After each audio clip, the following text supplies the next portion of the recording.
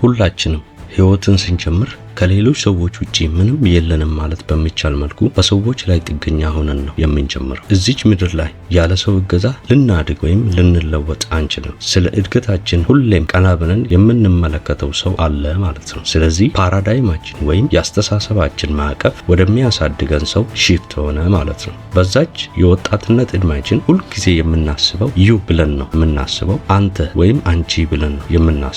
ይህ ጊዜ ደግሞ የህይወታችን የመጀመሪያ የጥገኝነት ወይም የዲፔንደንስ ምዕራፍ ነው።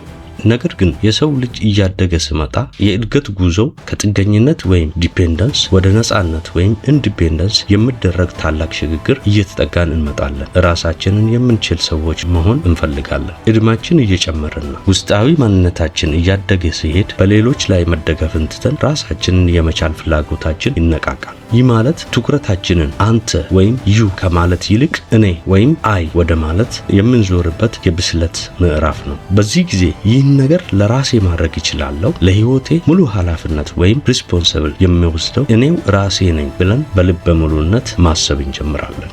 በዚህ እድሜያችን ላይ ራሳችን መቻል የእድገታችን የመጨረሻ ማቆሚያ አይደለም። ምንም እንኳን ትልቅ ሰው ብንሆንም አዋቂ ብንባልም ራሳችንን ችለን መኖራችን ሁለተኛውን የእድገት ደረጃ መሸጋገራችንን ያሳያል እንጂ ገና የመጨረሻውና የላቀ የብስለት ደረጃ ላይ አልደረስንም። የመጨረሻው የእድገት ደረጃ ምንድነው ካላችሁ ኢንተርዲፔንደንስ ወይም በብስለት እርስ በእርስ መደጋገፍ ላይ የተመሰረተ ግንኙነት ወይም ደግሞ ዘ ፓራዳይም ኦፍ ዊ የእኛነት አስተሳሰብ እኛ ብለን ማሰብ እንጀምራለን። ስለዚህ ነገሮችን ከማስተካከላችን ወይንም ከመስራታችን በፊት እኔ ወይም አይ ከማደርገው በላይ እኛ ወይም ዊ የምናደርገው ትልቅ ነው ብለን ማሰብ እንጀምራለን። ለብቻችን ከምናሳካቸው ነገሮች ይልቅ አንድ ላይ በጥምር የምናሳካቸው ነገሮች የላቀ ይሆናሉና ሁሌም ቢሆን ኢንተርዲፔንደንስ ወይም እርስ በእርስ መደጋገፍ የተሻለ ሆኖ ይገኛል ማለት ነው። ስለዚህ የስቲቨን ኮ ዘ 7 Habits of Highly Effective Peopleን መጽሐፍ በእነዛ 3 ደረጃዎች ላይ ተመስርተን እንመለከታለን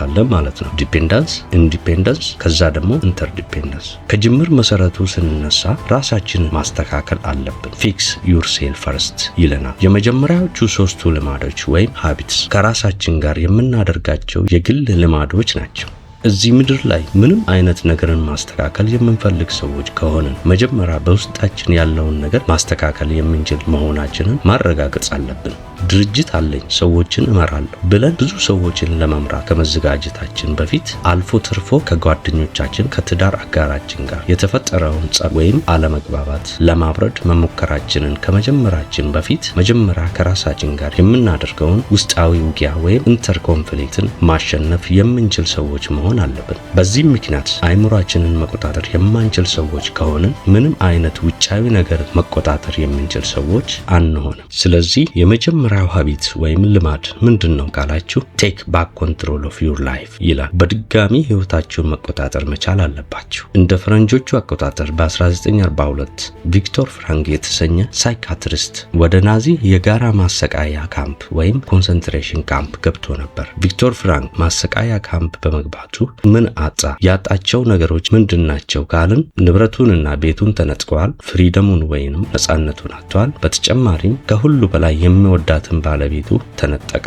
ታዲያ ቪክቶር ፍራንክ በዛ የፖለቲካ እስረኞች ያሉበት ኮንሰንትሬሽን ካምፕ ውስጥ በነበረበት ጊዜ ይመታሉ፣ ይገረፋሉ፣ በጣም አሰቃቂ የሚባሉ ቅጣቶች የሚቀጡበት ቦታ ነው። ነገር ግን ምንም ያህል ቢደበድቡትና ቢያሰቃዩትም ሊነጥቁት ያልቻሉት አንድ ታላቅና ምስጢራዊ ሀብት ነበረው። ይህንንም ማንም መልሶ ሊነጥቀው አይችልም። የማሰብና የመምረጥ ነጻነቱን ዘ ፍሪደም ቱ ቹዝ አለው ማለት ነው። በህይወታችን ውስጥ ማንኛውም አስገዳጅ ወይም አስከፊ ነገር ሊገጥመን ይችላል። ነገር ግን ዋናው ቁልፍ ነገር የገጠሙን ክስተቶች ሳይሆኑ ለነዚያ ክስተቶች የምንሰጣቸው ምላሽ ወይም ሪስፖንስ ነው። በህይወታችን ውስጥ በሚያጋጥሙን ውጫዊ ግፊት ወይም ስቲሙለስ እንዴት አድርገን እንደምንቀበለውና እኛ በምንሰጠው ምላሽ ወይም ሪስፖንስ መካከል ሰፊ የመወሰኛ ክፍተት ወይም ጋፕ አለ። ይህ ክፍተት ወይም ጋፕ የኛ ሙሉ ስብዕና፣ እውነተኛ ማንነት ወይም ካራክተር እና ባህሪ የሚቀረጽበት ስፍራ ነው። የእውነተኛ ነጻነታችንን እና የውስጥ ሰላማችንን ልናገኝ የምንችለው በዚህ ክፍተት ወይም ጋፕ ውስጥ በምናደርገው ጥበብ የተሞላበት ምርጫ ነው። ታዋቂው ደራሲ ስቲቨን ኮ ይህንን ቦታ ፕሮአክቲቭ ይለዋል። ይህም ደግሞ አንድ ነገርን ማወቅ መቻል ወይም ሪያላይዝ ማድረግ መቻል ነው። የኛ ህይወት ሙሉ ለሙሉ የኛ ኃላፊነት ነው። ስለዚህ እናንተ ህይወታችሁ የራሳችሁ ኃላፊነት እንደሆነ ማወቅ የህይወት ባለቤት መሆን ነው። እያንዳንዱ ባህሪያችሁ የሚመጣው በየቀኑ ከምትወስኗቸው የጥቃቅን ውሳኔዎች የምርጫ ውጤት እንደሆነ መገንዘብ ትልቅ ግንዛቤ ወይም ሪያላይዜሽን ነው። በተጨማሪ በህይወት ውስጥ ይዛችሁ የምትጓዙት አዎንታዊ አመለካከት ውጪ ካለው አስከፊ ሁኔታ ጋር እንደማይገናኝ ማወቅ ትልቅ የሚባል መረዳት ነው። ስቲቨን ኮቭ ምርጫ እየመረጣችሁ ነው ወይስ ዝም ብላችሁ ሪአክት እያደረጋችሁ ወይም ስሜታዊ ምላሽ እየሰጣችሁ ነው የምለውን ለማወቅ ከፈለጋችሁ ቃላቶቻችሁን መመርመር ብቻ በቂ ነው ይላል። ታዲያ አሁን በህይወት አክቲቭሊ እየመረጣችሁ የማትሄዱ ከሆነ ሪአክት እያደረጋችሁ ነው የምትሄዱት። ስሜታዊ ምላሽ እየሰጣችሁ ነው የምትሄዱት። ምላሽ እየሰጣችሁ ነው እንጂ እየመረጣችሁ አይደለም ማለት ነው። ስቲቨን ኮቭ ለዚህ ደግሞ ምሳሌ ይሰጠናል። I can't do that የምትሉ ሰዎች ናቸው ይህንን ነገር ማድረግ አልችልም ነው የምትሉት። he makes me so mad ትላላችሁ። ይሄ ሰውዬ በጣም ያናደኛል ትላላችሁ። እንደዚህ አይነት ነገር የምትናገሩ ከሆናችሁ ወይም ሪአክቲቭ ሰዎች ከሆናችሁ ኮንትሮልን ወይም ቁጥጥርን ከራሳችሁ ውጪ አደርጋችኋል። ያንን ኃይላችሁን ለሌሎች ሰዎች፣ ሁኔታዎች እና ያለፉ ነገሮች ወስደውታል። ፕሮአክቲቭ የሆኑ ቋንቋዎች ግን ይለያሉ። I can do that ይህንን ማድረግ እችላለሁ ይላሉ። I choose not to do this ብላችሁ ልታወሩ ትችላላችሁ። ላለማድረግ ወስኛለሁ ወይም እመርጫለሁ ይላሉ። I control my own feelings የራሴን ስሜት ራሴ እቆጣጠራለሁ ይላሉ። አሁን በዚህ ሰው ውጫዊ ህይወት ውስጥ ምንም አይነት ነገር ላይቀየር ይችላል። ነገር ግን ቢያንስ ነፃነቱን መልሶ ያገኘ ሰው ነው። የራሱን አእምሮ፣ የራሱን ልብ መቆጣጠር የሚችል ነው።